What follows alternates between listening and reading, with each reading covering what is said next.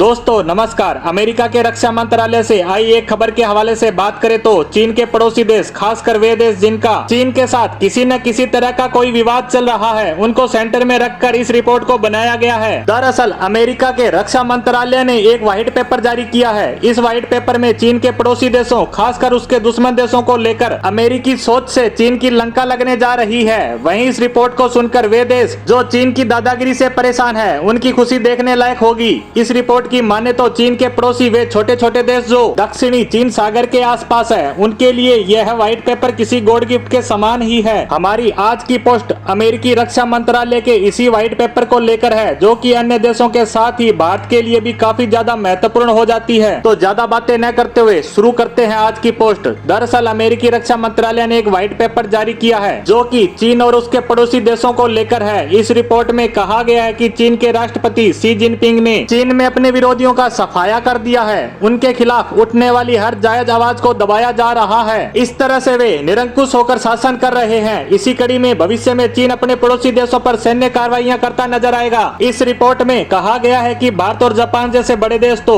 लगातार ताकतवर हो रहे हैं, वह तो चीन का मुकाबला करने में सक्षम है, परंतु छोटे देश जैसे Vietnam, Indonesia, Malaysia, Taiwan, Thailand, Philippines, Bhutan, इन देशों के पास ऐसे हथियार नहीं है जो कि ये चीन का मुकाबला कर पाए। ऐसे में अमेरिका को इन देशों को हथियार उपलब्ध करवाने चाहिए ताकि ये चीन से टक्कर ले सके। इसके साथ ही इस रिपोर्ट में एक और महत्वपूर्ण मुद्दे पर बात की गई है, जिसमें कहा गया है कि अमेरिकी सरकार को F-35 के ऑपरेशन में इजाफा करना होगा। ये न सिर्फ दक्षिणी चीन सागर में करना है, बल्कि चीन के हर पड़ोसी देश तक F-35 के ऑपरेशन बढ़ाकर चीन को चारों तरफ से घेरना होगा। इसके लिए दो ही रास्ते हैं, या तो इन देशों में अमेरिका अपने सैन्य बेस बनाकर वहां F-35 को तैनात करे, या F-35 इन देशों को ही उपलब्ध करवाए जाएं। अब इस रिपोर्ट के आधार पर हम भारत की बात करें तो अमेरिका भारत में सैन्य बेस तो बना नहीं सकता और ना ही भारत इसके लिए मंजूरी देने से रहा। इसीलिए कहा जा रहा है कि इस रिपोर्ट की माने तो अमेरिका भारत को F-35 का ए मॉडल हर हाल में देना चाहता है, जो कि खासकर वायुसेना के इस्तेमाल के लिए बनाया गया है। इसके अलावा भी कुछ ऐसे देश भी हैं जो अमेरिका के F-35 खरीदने की इच्छा रखते हैं। हालांकि ये छोटे देश है तो इन्हें कम संख्या में ही सही, परंतु इनके पास F-35 जैसा स्टेल्थ हथियार इनकी रक्षा के लिए होना चाहिए। अब यहाँ यह चर्चा भी चल रही है कि इन F-35 की फ्लाइंग कॉस्ट काफी ज्यादा है, तो क्या ये छोटे देश इसका खर्चा वहन कर पाएंगे?